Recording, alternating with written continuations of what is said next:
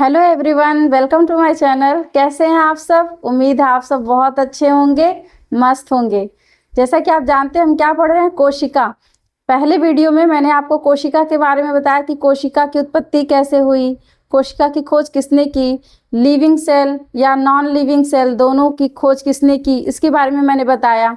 और फिर मैंने इसी कोशिका से संबंधित एक सिद्धांत भी बताया, जिसमें एक साइंटिस्ट थे, कौन? Rudolf Virchow. उन्होंने क्या बताया कि अगर जो नई कोशिका की उत्पत्ति हो रही है वो पहले से मौजूद पुरानी कोशिकाओं से ही होती है। मतलब जितनी भी नई कोशिकाएं बनेंगी वो पहले से मौजूद कोशिकाओं से बनेंगे। आज हम पढ़ेंगे कोशिका के प्रकार। उसमें भी मैंने आपको बताया था कि कोशिका के प्रकार की बात करें तो आपको वो 2 टाइप्स के देखने को मिलेंगे।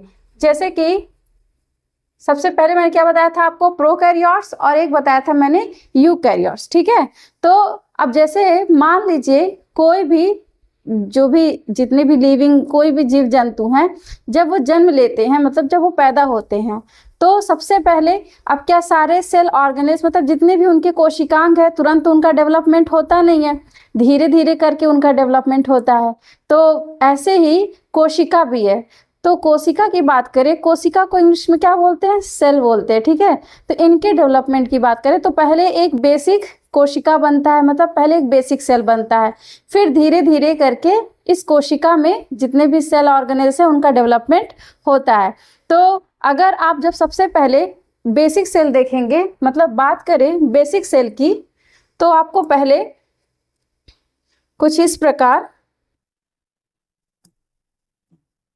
तो सबसे पहले आपको कुछ इस प्रकार, मान लीजिए आपने ये एक बेसिक कोशिका देखी। ठीक है, तो जो आप बेसिक सेल देखेंगे तो इसमें आपको ऐसे फ्लैजिला जैसा कुछ आपको दिखाई देगा। ठीक है, और फ्लैजिला जैसे मतलब किसके लिए? ये फ्लैजिला चाल चलन के लिए, मतलब उनके मूवमेंट के लिए रिस्पॉन्सिबल होते हैं। फिर जो आजकल जो डेवलप, मतलब जितने भी एडवांस जो कोशिका हैं उसमें जैसे आपका बीच में न्यूक्लियस दिखाई देता है, वो यहाँ पर नहीं दिखाई देगा। उसकी जगह पे यहाँ पर क्या प्रेजेंट होते हैं? उसकी जगह पे यहाँ पे प्रेजेंट होते हैं कुछ इस टाइप का स्ट्रक्चर, मतलब न्यूक्लियोइड्स जैसा। क्या? न्यूक्लियोइड। ठीक है,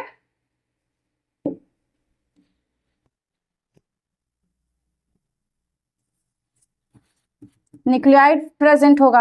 ठीक है, और जैसे जितने भी एडवांस सेल हैं उसमें आपको जितने भी जैसे सेल ऑर्गेनेल्स, जितने भी कोशिकांग दिखाई देते हैं वो यहाँ पर दिखाई नहीं देगा। तो इस प्रकार के कोशिका को, मतलब इस प्रकार के सेल को हम क्या नाम देते हैं? प्रोकैरियोट्स। क्या बोलते हैं? प्रोकैरियोट्स। प्रोकैरियोट्स कह सकते हैं, प्रोकैरियोटिक सेल कह सकते हैं। तो देखिए यहाँ पर पहले इनके जो नाम है उनका आप पहले मतलब समझिए। ठीक है, इनको हम पहले तोड़कर इनका मतलब समझेंगे तो आपको वैसे भी सारी चीज यहाँ पर समझ में आ जाएगा। तो प्रो मतलब क्या होता है? प्रो मतलब होता है प्रिमिटिव। प्रिमिटिव, प्रिमिटिव समझ रहे हैं ना? प्रिमिटिव क्या? प्राथमिक। प्राथमिक। और कैरियोट मतलब या कैरियोटिक मतलब क्या है? ये न्यूक्लियस से संबंधित है। ठीक है, न्यूक्लियस। तो अब देखिए, तो प्रोकैरियोट्स कौन होंगे? जो प्राथमिक, मतलब जो पहले आए। प्राथमिक मतलब क्या होता है? जो सबसे पहले आए। तो इनको हम क्या बोलेंगे? प्रोकैरियोट्स। और यहीं अगर हम बात करें यूकैरियोट्स की, तो आप देखेंगे यूकैरियोट्स में आपको पूरा यहाँ पर वेल डेवलप न्यूक्लियस आपको दिखाई देगा। ठीक है, जिसमें आपका डीएनए उपस्थित होगा। डीएनए का काम आप जानते हैं क्या करेगा? जितने भी हमारे शरीर में, मतलब जो भी जेनेटिक इंफॉर्मेशन है, यही डीएनए ही उसको ट्रांसफर करने का काम करता है। फिर इसमें आपको जितने भी जो भी अपरेटस है, जैसे मान लीजिए गोल्गी बॉडी हो गया, माइटोकॉन्ड्रिया हो गया, मतलब जो भी सेल ऑर्गेनेल्स हैं वो सारे के सारे यहाँ पर आपको उपस्थित दिखाई देंगे। तो इसको नाम देंगे क्या?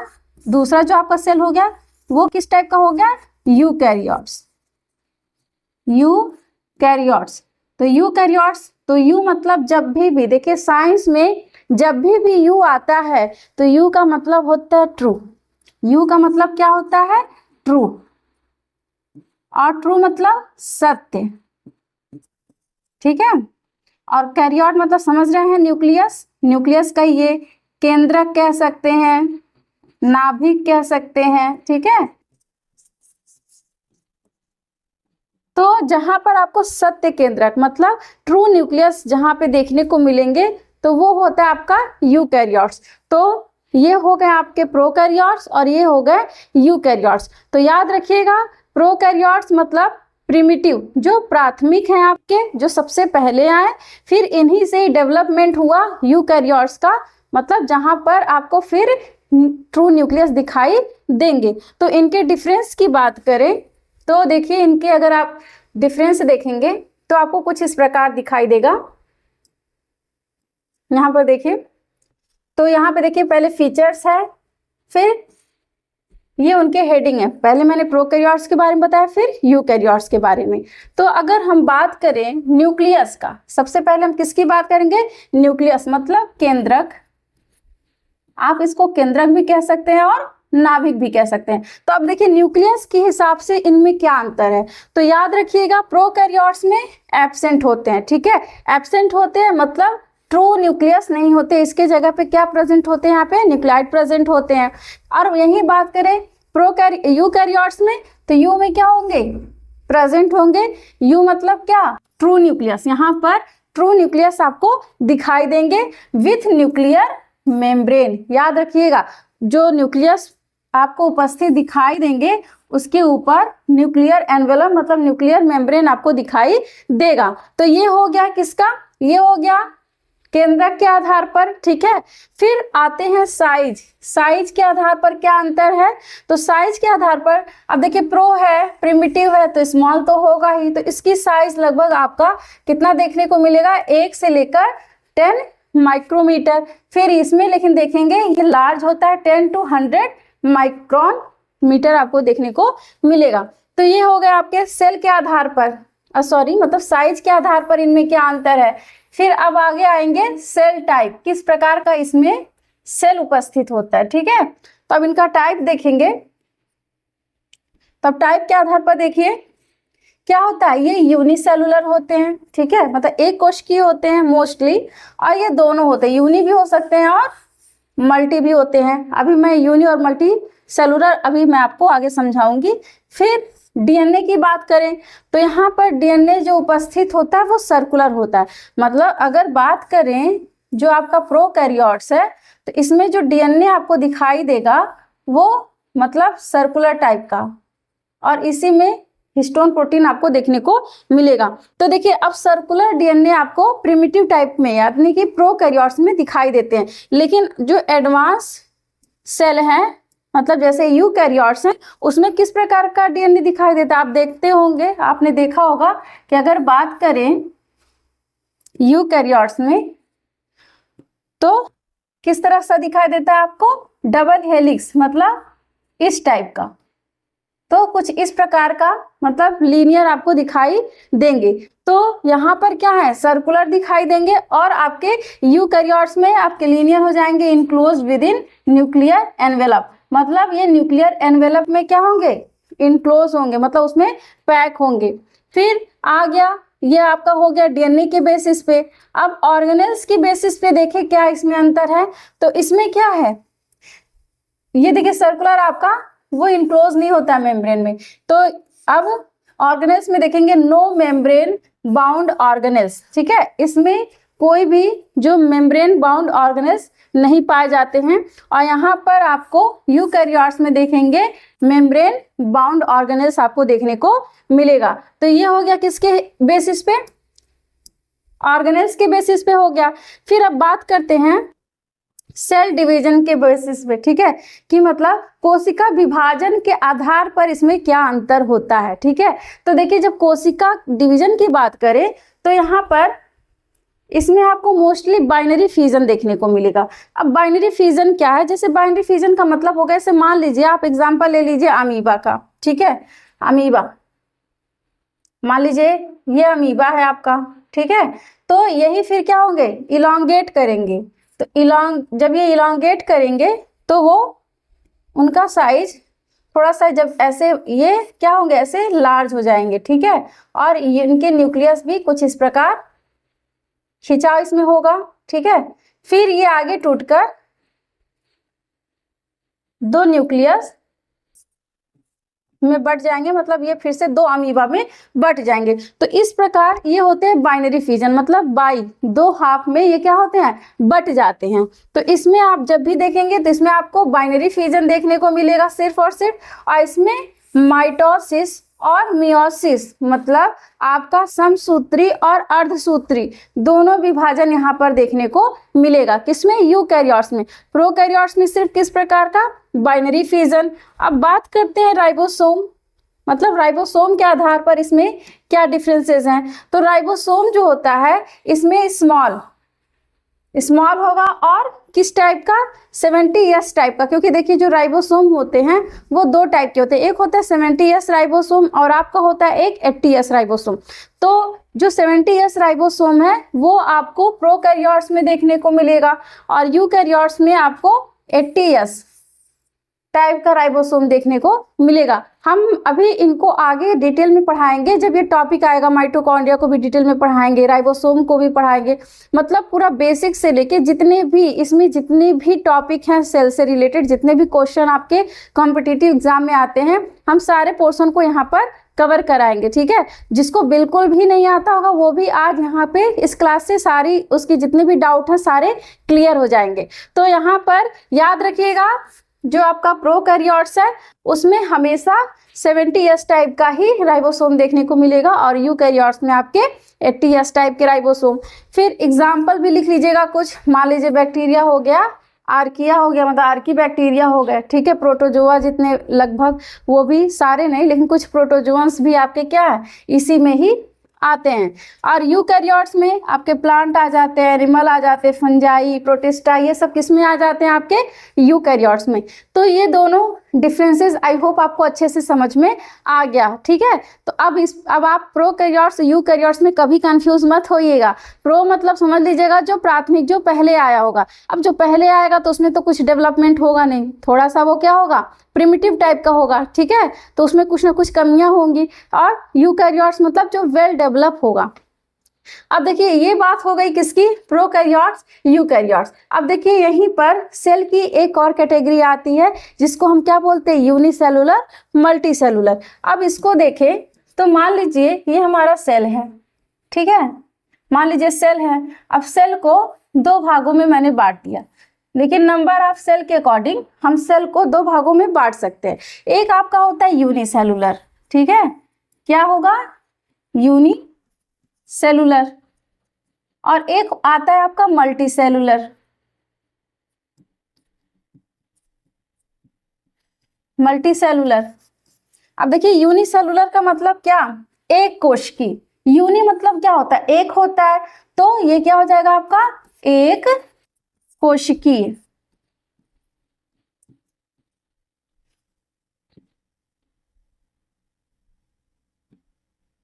एक कोशिकीय हो जाएगा, ठीक है, या एक कोशिका भी लिख सकते हैं। और मल्टी मतलब बहुत सारे, मतलब बहुत सारे सेल यहाँ पे होंगे, तो ये क्या हो जाएगा आपका, बहुकोशिकीय। बहुकोशिकीय, एक कोशिकीय होगा, ठीक है, एक कोशिकीय, बहुकोशिकीय। तो ये आपका हो जाएगा क्या, यहाँ पर देखिए मात्रा थोड़ा डिस्टर्ब हो जाता है, हिंदी साइंस की टफ होती है, बहुकोशिकीय, ठीक है। तो अब देखिए, तो अब बात करें यूनिसेलुलर, तो यूनिसेलुलर का मतलब क्या होगा, यूनि का मतलब ही है एक कोशिका, मतलब एक सेल होगा, और मल्टीसेलुलर मतलब बहुत सारे, ठीक है। मान लीजिए ये कई ग्रुप ऑफ सेल हैं। अब देखिए जब बहुत सारे सेल होते हैं तो मैंने उसको क्या बताया था, टिश्यू बोले थे, ठीक है। तो अब देखिए यूनिसेलुलर और मल्टीसेलुलर, तो यूनि का मतलब समझ में आ गया होगा, यूनि मतलब एक कोश के, मल्टी मतलब बहुकोश के। अब देखिए इन दोनों में डिफरेंस क्या है, ठीक है, यूनि में और मल्टी में क्या अंतर है।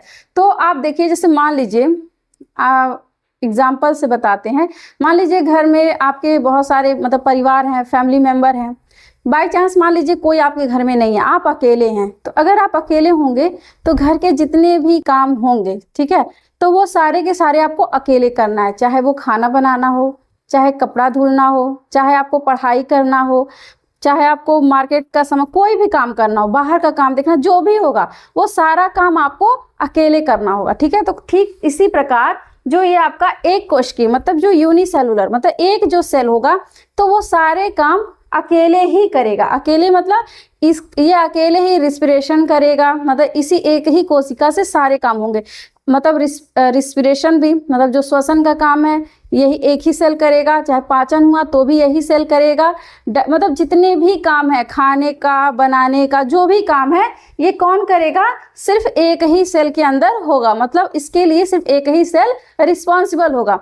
ठीक उसी प्रकार फिर मल्टी सेलुलर की बात कर ले तो मान लीजिए अब घर में जब आपके बहुत सारे मेंबर हैं तो सबका काम बट जाता है कि नहीं। जैसे मान लीजिए कोई खाना बना लिया, कोई बाहर का काम देख लिया, कोई पढ़ने का काम कर रहा है, मतलब सारे काम बटे हुए हैं ना। ये तो है नहीं कि प्रॉपरली सारे काम अकेले किसी व्यक्ति को करना है, हर कोई कुछ ना कुछ काम करता है। तो ऐसे ही मल्टी सेलुलर में क्या होगा कि इसमें बहुत सारे सेल होते हैं तो सबका काम बटा हुआ रहता है। जैसे कहने का ये मतलब है कि मान लीजिए डाइजेशन करना है, पाचन करना है तो पाचन तंत्र देख लेगा वो काम, श्वसन करना है तो श्वसन तंत्र वो काम देख लेगा, ठीक है। इसी प्रकार मान लीजिए एक्सक्रीशन करना, उत्सर्जन करना है तो वो एक्सक्रीटरी सिस्टम देख लेंगे, ठीक है। तो सबके काम क्या है, अब बढ़ गया ना, कई लोग मिलके ये सारे काम कर रहे हैं। क्योंकि मान जब डाइजेशन की ही बात कर ले तो उसमें भी देखिए कई पार्ट मिलके काम करते हैं, अकेले नहीं कि पाचन अकेले ही ना आपका सिर्फ पैनक्रियास करेगा, ना ही आपका लीवर करेगा, सिर्फ ना ही स्टमक, ये सारे मिलकर करते हैं आपके डाइजेशन का काम। तो मल्टी सेलुलर में याद रखिएगा जितने भी सेल ऑर्गेनेल्स हैं उनके सारे काम डिवाइड होते हैं, मतलब कई लोग मिलके काम करते हैं। लेकिन यूनिसेलुलर में हमेशा उसको सारे काम अकेले करने पड़ते हैं। तो आई होप आपको यूनिसेलुलर मल्टी सेलुलर में अब डिफरेंस समझ में आ गया होगा। तो अब देखिए अगर बात करें इनके डिफरेंस की तो आप यहाँ पे नोट्स में देख लीजिए। तो पहले हम यहाँ पे फीचर्स देखेंगे कि किसके आधार पर हम इनको अंतर इनमें बता सकते हैं, ठीक है। फिर यूनिसेलुलर ऑर्गेनिज्म हो गया और मल्टी सेलुलर ऑर्गेनिज्म हो गया। अब देखिए जब बात करते हैं यूनिसेलुलर ऑर्गेनिज्म की तो सबसे पहले हम देखेंगे नंबर ऑफ सेल्स। क्योंकि यूनी मल्टी बोल रहे हैं तो सबसे पहले हम उनके सेल देखेंगे ना, कितने नंबर होंगे। तो नंबर ऑफ सेल मतलब कोशिका की संख्या की बात करेंगे तो made up of one single cell. अब मेडअप ऑफ सिंगल सेल ही होना चाहिए था, वन क्या जरूरत था, चाहे वन सेल चाहे सिंगल सेल, ठीक है। तो मतलब ये सिर्फ और सिर्फ सिंगल सेल से एक ही कोशिका, यहाँ पर सिर्फ आपको एक कोशिका देखने को मिलेगी। लेकिन अगर बात करें मल्टी सेलुलर ऑर्गेनिज्म में तो यहाँ पर आपको मेनी सेल मतलब बहुत सारे यहाँ पे सेल देखने को मिलेंगे। मतलब यहाँ पे ग्रुप ऑफ सेल होंगे, बहुत सारे सेल यहाँ पर आपको दिखाई देंगे, ठीक है। तो नंबर के अकॉर्डिंग आपको समझ में आ गया होगा। अगर कोई डाउट होगा तो आप कमेंट जरूर करके बताइएगा कि हाँ मैम मुझे ये टॉपिक नहीं समझ में आया, ठीक है। तो नंबर के अकॉर्डिंग आपको समझ में आ गया कि यूनी का मतलब होगा एक सेल होगा, मल्टी का मतलब होगा बहु। क्योंकि देखिए हम आपको यहाँ पे ऐसा पढ़ाएंगे कि जैसे मान लीजिए आपको बायो बिल्कुल मतलब आप साइंस के बारे में बिल्कुल कुछ जानते नहीं है, जीव विज्ञान के बारे में आप कुछ नहीं जानते हैं, ठीक है। आप ये मान के बैठिएगा जिसको आता है तो अच्छी बात है, लेकिन जिसको नहीं आता होगा तो उसको भी पूरे अच्छे से एक एक टॉपिक क्लियर हो जाएंगे। तो ये हो गया नंबर ऑफ सेल के अकॉर्डिंग। फिर आप देखेंगे सेल स्ट्रक्चर के अकॉर्डिंग, ठीक है, मतलब उसकी संरचना के हिसाब से जब हम इनमें डिफरेंस देखेंगे तो क्या होगा। तो अब बात करते हैं सेल स्ट्रक्चर के अकॉर्डिंग। तो अब ये सिंगल सेल परफॉर्म्स, एक ही सेल है तो परफॉर्म ऑल लाइफ फंक्शन, ये दो बार हो गया है। मतलब जितनी भी उसकी जैविक क्रिया होगी उसके शरीर में, जो भी एक कोशिका के लिए जितने भी काम होते हैं, डाइजेशन हो गया, क्योंकि यही तो आगे जाके पूरा सिस्टम बनाते हैं, मतलब ऑर्गन सिस्टम यही बनाएंगे। तो जितने भी काम है इसको अकेले करना है, कोई सिस्टम नहीं है, ये अकेले ही डाइजेशन करेगा, रिस्पिरेशन करेगा, ठीक है, फिर एक्सक्रीशन करेगा। मतलब चाहे भोजन को लेने का काम, चाहे बनाने का काम, सारा काम कौन करेगा, ये सिर्फ और सिर्फ एक ही सेल के अंदर परफॉर्म होगा, ठीक है। फिर इसमें क्या होगा, different cell perform different function, मतलब इसमें कई सेल मिलके अलग अलग सेल अलग अलग काम करेंगे, ठीक है। यहाँ पर ये नहीं कि एक ही सेल सारा काम करेगा, इसमें सारे सेल जितने भी मौजूद होंगे सबका अपना अपना काम होगा, ठीक है। तो अब स्ट्रक्चर के हिसाब से भी आपको समझ में आ गया होगा, इसमें भी आपको कोई डाउट नहीं होगा, ठीक है। फिर है नेक्स्ट देखेंगे साइज के अकॉर्डिंग। अब साइज में क्या दिक्कत है, इसमें दोनों में क्या डिफरेंस है, तो ये क्या है, यूजुअली माइक्रोस्कोपिक। माइक्रोस्कोपिक मतलब समझ रहे हैं ना, सूक्ष्मदर्शी, मतलब जिसको हम नग्न आंखों से नहीं देख सकते यूजुअली, मतलब कुछ ऐसे होंगे कि जो देख सकते हैं, लेकिन मोस्टली जितने भी आपके यूनिसेलुलर ऑर्गेनिज्म हैं हम उनको आंखों से नहीं देख सकते, उसके लिए हमको माइक्रोस्कोप की आवश्यकता होगी। बिना माइक्रोस्कोप मतलब सूक्ष्मदर्शी के बिना हम उसको नहीं देख सकते हैं। और इसमें क्या है, यूजुअली लार्ज होते हैं एंड विजिबल होते हैं, मतलब हम उनको देख सकते हैं। कोई पेड़ है हम उसको देख सकते हैं अच्छे से, ठीक है। उसके बाद से लेकिन अभी इसमें कह दें कि बैक्टीरिया दिखाई देगा आपको, मान लीजिए आपको कह दिए ना दूध में, आप दही में जानते हैं कि जैसे मान लीजिए दूध है तो आप जान रहे हैं कि हाँ ठीक है इसमें लैक्टोबैसिलस बैक्टीरिया है, क्या आपको दिखाई दिया कभी वो बैक्टीरिया? नहीं ना, लेकिन वो माइक्रोस्कोप की सहायता से ही आपको देखने को मिलेगा। लेकिन अगर हम वही बात कर लें कि एल्गी हो गया, फंजाई हो गया, ठीक है, तो वो आपको ह्यूमन हो गए, मतलब कोई भी जानवर हो गया तो वो आपको दिखाई देगा। तो उनका साइज क्या है, यूजुअली लार्ज होते हैं, ठीक है।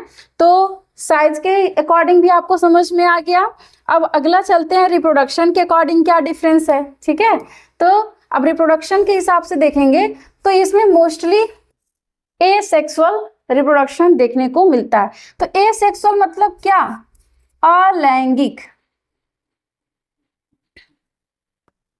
अलैंगिक जनन यहाँ पर देखने को मिलेगा, ठीक है। तो क्योंकि इसमें देखिए अब अलैंगिक में हमको मेल और फीमेल से कोई मतलब ही नहीं है, क्योंकि इसमें जब सारा काम एक ही सेल कर रहा है तो इसमें कहाँ से मेल और कहाँ से फीमेल सेक्स ऑर्गन बनेंगे, इसलिए इसमें आपको किस तरह दिखने को मिलेगा, सिर्फ और सिर्फ अलैंगिक जनन मतलब एसेक्सुअल रिप्रोडक्शन। लेकिन यहाँ पर आपको सेक्सुअल भी देखने को मिलेगा और एसेक्सुअल मतलब लैंगिक, लैंगिक भी आपको देखने को मिलेगा और प्लस अलैंगिक जनन भी देखने को आपको मिलेगा। मतलब यहाँ पर दोनों तरह के जनन आपको देखने को मिलेगा, ठीक है। तो ये हो गया रिप्रोडक्शन, मतलब जनन के हिसाब से इनमें क्या अंतर है। अब एग्जाम्पल देख लीजिए कुछ इसके, क्योंकि एग्जाम्पल तो आपको पता ही होना चाहिए। तो एग्जाम्पल में आप बैक्टीरिया लिख सकते हैं, अमीबा, पैरामीशियम, मिस्ट हो गए ये सब आपके, ठीक है। और इसमें डॉग, फिश, इंसेक्ट, एलिफेंट, आपका जो मर्जी वो एग्जाम्पल आप यहाँ पे देख सकते हैं जो आपको दिखाई देता होगा, ठीक है। लाइफ स्पान की बात करें कि मतलब इनकी जीवन अवधि कितनी होती है, मतलब ये कब कितना इनका जीवन चक्र होता है, तो इनका बहुत शॉर्ट होता है, यूनिसेलुलर का शॉर्ट होता है और मल्टी सेलुलर मतलब बहुकोशिकी का क्या होता है, लॉन्ग होता है, ठीक है। और बात करते हैं लास्ट कॉम्प्लेक्सिटी का, ठीक है। तो ये कितने कॉम्प्लेक्स हैं या फिर कितने सिंपल हैं, तो ये इनका सिंपल स्ट्रक्चर होता है, यूनिसेलुलर है, तो यूनि का मतलब एक ही है, तो ये कहाँ से कॉम्प्लेक्स होंगे, ये तो सिंपल ही होंगे कि भाई सारा काम अकेले करना, कोई एक्सप्लेनेशन नहीं है, कोई कंपटीशन है, सारा काम हमको अकेले ही देखना है, ठीक है। तो इसमें कोई कॉम्प्लेक्सिटी नहीं देखने को मिलेगी। लेकिन मल्टी सेलुलर ऑर्गेनिज्म में आपको जो स्ट्रक्चर दिखाई देंगे कॉम्प्लेक्स दिखाई देंगे, क्योंकि अब यहाँ पे अच्छा देखिए, अब आप डाइजेस्टिव सिस्टम पढ़ते हैं तो लगता है ना कितना हार्ड है, इतने सारे तंत्र मतलब इतने सारे ऑर्गन मिल के तब जाके डाइजेशन कर रहे हैं, ठीक है। रिस्पिरेशन की बात कर लें, उसमें भी देखिए लंग हो जाते हैं आपके, एल्वेलाई हो जाते हैं, ब्रोंकाई हो जाते हैं, तो सारे मिल के तब जाके कहीं रिस्पिरेशन करेंगे, ठीक है। ऐसे एक्सक्रीशन में आपका किडनी हो गया, नेफ्रॉन हो गए, यूरेथ्रा, यूरेटर, मतलब बहुत सारे ऑर्गन मिलके तब कहीं आपका एक्सक्रीशन का काम करते हैं, तो ये थोड़ा कॉम्प्लेक्स हो जाते हैं। लेकिन इनके में क्या है, यूनिसेलुलर में सारे काम इनको अकेले ही देखना है, ठीक है। तो इसलिए ये कॉम्प्लेक्स नहीं है, सिंपल स्ट्रक्चर होता है, और इनका क्या होता है, कॉम्प्लेक्स स्ट्रक्चर होता है। तो ये तो बात हो गई यूनिसेलुलर और मल्टीसेलुलर के बारे में। अब हम चलते हैं कोशिका की संरचना देखते हैं, ठीक है। तो कोशिका की संरचना की बात करें तो ये जिससे मिलता है, मतलब ये कोशिका जो होती हैं, क्योंकि जैसे मान लीजिए कोई भी, जैसे मानव शरीर में मानव के कोश मतलब अंग होते हैं, ठीक है, हमारे कोशिकांग है, लेकिन कोशिका के भी अंदर भी कुछ अंग पाए जाते हैं जिसको हम कोशिकांग मतलब सेल ऑर्गेनेल्स बोलते हैं। तो cells are made up of component called cell organelles, मतलब कोशिकाएं जिस अवयव से बनी होती हैं जिन्हें हम क्या बोलते हैं, सेल ऑर्गेनेल्स। सेल ऑर्गेनेल्स मतलब कोशिकांग, कोशिका का अंग। कोशिकांग मतलब क्या, कोशिका का अंग, क्योंकि ये भी तो किसी ना किसी से मिलकर बना होगा ना। जैसे हमारा शरीर है बहुत सारे अंगों से मिलकर बना है, हाथ है, नाक है, कान है, सब बहुत सारे पार्ट है ना, लीवर है, पैनक्रियाज है, बहुत सारे पार्ट हैं। तो वैसे ही जो उसमें भी जो कोशिका बना रही है, तो उस कोशिका को मतलब उस कोशिका में भी कौन कौन से ऑर्गन पाए जाते हैं, तो उसी को हम बोलते हैं कोशिकांग मतलब सेल ऑर्गेनेल्स। अब सेल ऑर्गेनेल्स की बात करें कि इसकी खोज किसने की थी, तो इसकी खोज की थी क्रिश्चियन डी दुबे, मतलब ये एक क्रिश्चियन थे, उन्होंने ही इस सेल ऑर्गेनेल्स की खोज की। ठीक है, तो याद रखिएगा cell organelles Christian de Duve के द्वारा खोजा गया। ठीक है, तो ये बात हो गई सेल के स्ट्रक्चर की। ठीक है, अब इस सेल में कौन कौन से ऑर्गेनेल्स आते हैं इसके बारे में हम चलिए आपको बता देते हैं एक एक करके।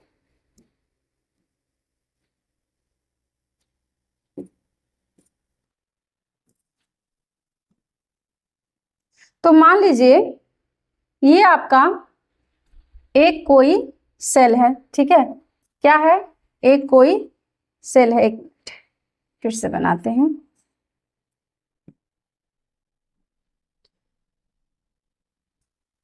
ये हो गया आपका एक सेल हो गया। ठीक है, अब इस सेल में जैसे आप घर देखते हैं तो घर के पहले आपका क्या होता है, दरवाजा, मतलब पहले एक गेट होता है, मेन गेट होता है। ठीक है, तो जो वो गेट होता है उसको हम क्या बोलते हैं, यहाँ पर मान लीजिए सबसे ऊपर आपको देखने को मिलेगा क्या, सेल वॉल।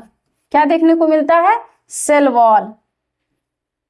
सेल वॉल को क्या बोलते हैं, कोशिका भित्ति।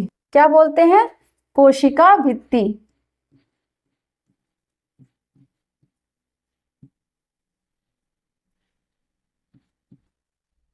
लेकिन देखिए ये जो कोशिका भित्ति है, मतलब ये जो सेल वॉल है, ये सिर्फ प्लांट में प्रेजेंट होता है, एनिमल के सेल में नहीं उपस्थित होता है। इतना डिफरेंस याद रखिएगा, वैसे मैं आपको आगे बताऊंगी।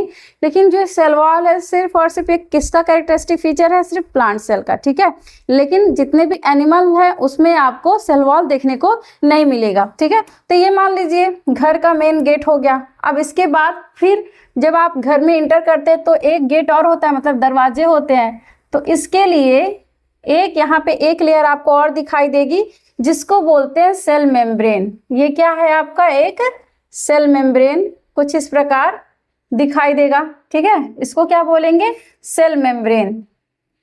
ये क्या है, सेल मेम्ब्रेन।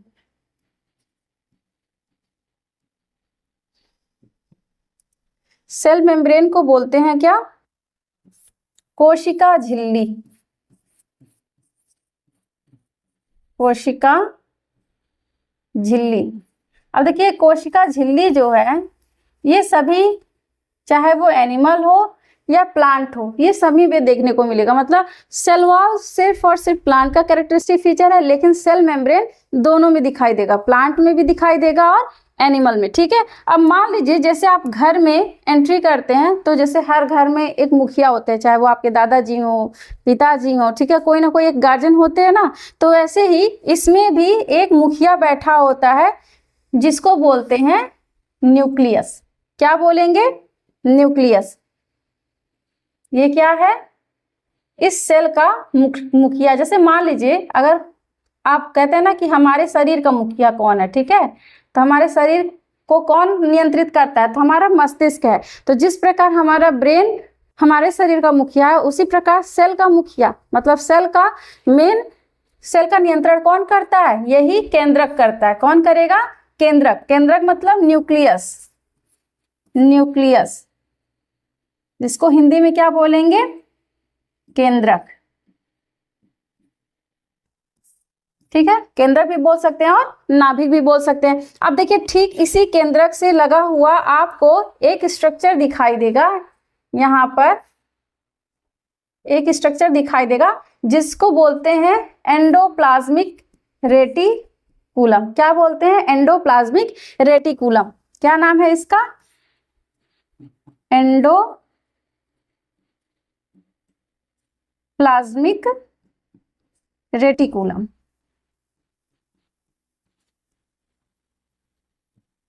ठीक है, अब इस एंडोप्लाज्मिक रेटिकुलम का काम क्या होता है? ये लिपिड और प्रोटीन बनाने का काम करेगा। और देखिए इस न्यूक्लियस में ही आपको दिखाई देगा, इसी न्यूक्लियस में प्रेजेंट होता है क्या? डीएनए। ठीक है, और डीएनए आप जान ही रहे हैं, डीएनए क्या? एक आनुवांशिक पदार्थ है। जितने भी इंफॉर्मेशन है ये उसको क्या करेगा? एक पीढ़ी से दूसरी पीढ़ी में ट्रांसफर करता है। और एंडोप्लाज्मिक रेटिकुलम का काम क्या है? एंडोप्लाज्मिक रेटिकुलम का काम होता है ये क्या बनाएगा? प्रोटीन बनाएगा और लिपिड बनाएगा। ठीक है, अब देखिए इसी एंडोप्लाज्मिक रेटिकुलम के जस्ट सामने, ठीक है, जस्ट इसके सामने आपको यहाँ पर बैठा हुआ, रुकिए इस कलर से नहीं दिखाई दे रहा होगा, मैं दूसरा कलर यूज करती हूँ। इसके जस्ट सामने यहाँ पर आपको बैठा हुआ दिखाई देगा गोल्जी काय। गोल्जी काय बोले या गोल्जी बॉडी, क्या बोलते हैं? ये क्या है? गोल्जी बॉडी, गोल्जी बॉडी, और हिंदी में इसी को बोलते हैं गोल्जी काय। गोल्जी काय, ठीक है। तो अब देखिए जो गोल्जी काय है, ठीक है, वो कहता है कि एंडोप्लाज्मिक रेटिकुलम से, ठीक है मैं तुम्हारे सामने बैठा हूं, मैं देखूंगा तुम क्या क्या निर्माण कर रहे हो, क्या क्या वो फॉर्मेशन कर रहा है, ये उसकी निगरानी करता है और कहता है ठीक है तुम बनाओ, जो भी बना रहे हो मैं उसकी पैकेजिंग करूंगा और उसका ट्रांसपोर्ट करूंगा। मतलब मैं क्या करूंगा? उसको मार्केट में मैं उसको बेच दूंगा। मार्केट में बेचने का मतलब क्या है? इतने जहाँ जितने भी सेल ऑर्गेनेल्स है ये सब में डिस्ट्रीब्यूशन कर देता है। ठीक है, तो अब ये गोल्जी बॉडी का क्या काम हो गया? ये क्या करेगा? ट्रांसपोर्ट करने का और पैकेजिंग करने का काम करता है। किसका? प्रोटीन या लिपिड का। और देखिए ये जो आपका सेल वॉल है या सेल मेम्ब्रेन है, इसी में आपको एक द्रव्य दिखाई देता है। ठीक है, एक लिक्विड दिखाई देता है, इसी में ही सारे सेल ऑर्गेनेल्स प्रेजेंट होते हैं। ठीक है, इसी में ही जितने भी सेल ऑर्गेनेल्स हैं इसमें उपस्थित दिखाई देते हैं, जिसको हम बोलते हैं साइटोप्लाज्म। क्या बोलते हैं? साइटोप्लाज्म। और इस साइटोप्लाज्म को क्या बोलते हैं? कोशिका द्रव्य। देखिए कोशिका का द्रव्य है, मतलब ये लिक्विड है इस कोशिका का, इसीलिए इसको नाम देते हैं कोशिका द्रव्य। क्या बोलेंगे? कोशिका द्रव्य। और याद रखिएगा इसी कोशिका द्रव्य में ही ये सारे ऑर्गेनेल्स आपको उपस्थित दिखाई देते हैं। ठीक है, अब देखिए इसके बाद अब जब ये मान लीजिए ये गोल्जी बॉडी क्या कर रहा है? अब इसकी निगरानी कर रहा है। ठीक है, अब इसमें जितने भी फंक्शन होते हैं सेल में, ठीक है, उसको करने के लिए एनर्जी की आवश्यकता होगी, मतलब ऊर्जा की जरूरत होगी। तो उस ऊर्जा को कौन प्रोवाइड करेगा? एक यहाँ पे फिर माइटोकॉन्ड्रिया उपस्थित होते हैं इस सेल में। ठीक है, तो अब जरूरी नहीं है एक ही माइटोकॉन्ड्रिया प्रेजेंट हो, तो ये क्या है? माइटोकॉन्ड्रिया। माइटोकॉन्ड्रिया बोल सकते हैं या सूत्र कणिका बोल सकते हैं, माइटोकॉन्ड्रिया।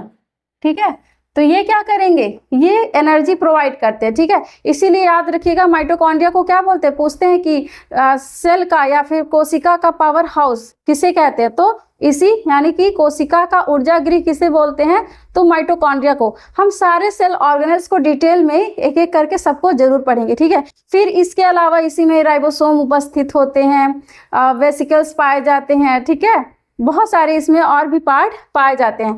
तो इतना आपको, आई होप इतना स्ट्रक्चर आपको समझ में आ गया होगा कि सबसे ऊपर क्या पाया जाएगा? Cell wall. याद रखिएगा सेल वॉल सिर्फ और सिर्फ आपको प्लांट में देखने को मिलेगा, एनिमल में नहीं। उसके बाद सेल मेम्ब्रेन जिसको बोलेंगे कोशिका झिल्ली, फिर इसी में आपको एक द्रव्य दिखाई देगा जिसको बोलते हैं साइटोप्लाज्म, और इसी में ही जितने भी आपके ऑर्गेनेल्स हैं इसी में उपस्थित दिखाई देंगे। न्यूक्लियस आपको दिखाई देगा, ठीक है, जिसमें डीएनए उपस्थित होगा। एंडोप्लाज्मिक रेटिकुलम दिखाई देगा जो क्या करेगा? लिपिड और प्रोटीन का फॉर्मेशन करेगा। इसके पैकेजिंग और ट्रांसपोर्ट के लिए बैठा होगा कौन, गोल्जी बॉडी, ठीक है। और ये सारे फंक्शन के लिए जो एनर्जी चाहिए वो कौन प्रोवाइड करेगा, यही माइटोकॉन्ड्रिया। तो हम इसको आपको इसका स्ट्रक्चर फिर आपको डिटेल में यहाँ पे देख लीजिए। अगर आप देखना चाहें तो देखिए यहाँ पर कुछ इस प्रकार दिखाई देते हैं। जैसे मान लीजिए ये आपका सेल वॉल हो गया, देखिए यहाँ पर आपको सेल वॉल दिखाई दे रहा होगा, यहाँ पर आपको सेल वॉल दिखाई दे रहा होगा। फिर सेल मेम्ब्रेन है यहाँ पे एक लेयर, ठीक है। फिर गोल्जी एपरेटस आपको यहाँ पे दिखाई दे रहा है। फिर यहाँ पे जो राइबोसोम है, देखिए राइबोसोम भी स्मूथ होते हैं प्लस रफ होते हैं, वो आपको दिखाई देंगे। देखिए यहाँ पे ये स्मूथ एंडोप्लाज्मिक रेटिकुलम है और ये आपके रफ हैं। फिर राइबोसोम आपका हो गया, न्यूक्लियस आपको दिख ही रहा है, न्यूक्लियस सॉरी ये न्यूक्लियस है, इसमें फिर न्यूक्लियोलस आपको दिखाई दे रहे हैं। माइटोकॉन्ड्रिया हो गया, जरूरी नहीं देखिए एक ही माइटोकॉन्ड्रिया नहीं है, यहाँ है, मतलब बहुत सारे हो सकते हैं, ऐसा नहीं है। पेरोक्सिसोम दिखाई देगा, क्लोरोप्लास्ट हो गए, एमाइलोप्लास्ट, ठीक है। फिर ये वैक्यूल मतलब रक्त कणिका, साइटोप्लाज्म, इसमें मतलब ये सारे क्या हैं, सेल के स्ट्रक्चर हैं। तो अब बात करें जो हम जितने भी ये सेल ऑर्गेनेल्स देख पा रहे हैं, ठीक है, वो किसकी वजह से देखेंगे, माइक्रोस्कोप की सहायता से। बिना माइक्रोस्कोप की सहायता से ना हमको माइटोकॉन्ड्रिया दिखने वाले हैं, ना ही राइबोसोम देखने वाले हैं। मतलब ये नहीं कि बस ऐसे ही आप कोई भी सेल का स्ट्रक्चर देख लिए, प्लांट के सेल को लिए और कहें इसमें दिख रहा है हमको सब कुछ। सेल वॉल दिखेगा लेकिन उसके अंदर जितने भी ऑर्गन है वो नहीं दिखाई देते। उसके लिए हमको किसकी आवश्यकता होगी, माइक्रोस्कोप की। अब इस माइक्रोस्कोप की खोज किसने की, वो भी किस माइक्रोस्कोप से, सिंपल नहीं, इलेक्ट्रॉन माइक्रोस्कोप की सहायता से। तो इसको हमको देखने के लिए क्या देखना पड़ेगा, क्या चाहिए, इलेक्ट्रॉन माइक्रोस्कोप। किसकी सहायता से हम देखेंगे, ये जितनी भी सेल ऑर्गेनेल्स दिख रहे हैं, तो electron microscope was discovered by, मतलब इसकी खोज किसने की थी, discovered by Knoll and Ruska in 1940। मतलब एक साइंटिस्ट थे जिसका क्या नाम था, नॉल और रस्का या रुस्का, आप जो बोलना चाहे बोलेंगे। तो सेल ऑर्गेनेल्स के अध्ययन के लिए क्या किया उन्होंने, इलेक्ट्रॉन माइक्रोस्कोप की खोज की। और उसी से ही ये संभव हो पाया, जितने भी हम सेल ऑर्गेनेल्स का अध्ययन करते हैं वो इनकी खोज मतलब माइक्रोस्कोप की सहायता से ही ये संभव हो पाया, ठीक है। तो आप यहाँ पर देख सकते हैं जितने भी सेल ऑर्गेनेल्स आपको दिख रहे हैं ये सब हमको किसकी सहायता से दिखाई देंगे, उसी इलेक्ट्रॉन माइक्रोस्कोप की सहायता से, ठीक है। तो अब हम आगे पढ़ेंगे, नेक्स्ट पार्ट में पढ़ेंगे जितने भी कोशिका के जितने भी संरचना है, जैसे सेल वॉल क्या है, सेल मेम्ब्रेन क्या है, फिर प्लस उसमें माइटोकॉन्ड्रिया, राइबोसोम, इसको हम एक एक करके थोड़ा थोड़ा करके हम बाकी वीडियो में इसको हम कवर कराएंगे। तो आज के लिए बस इतना ही। आप वीडियो शुरू से लास्ट तक जरूर देखें। धन्यवाद।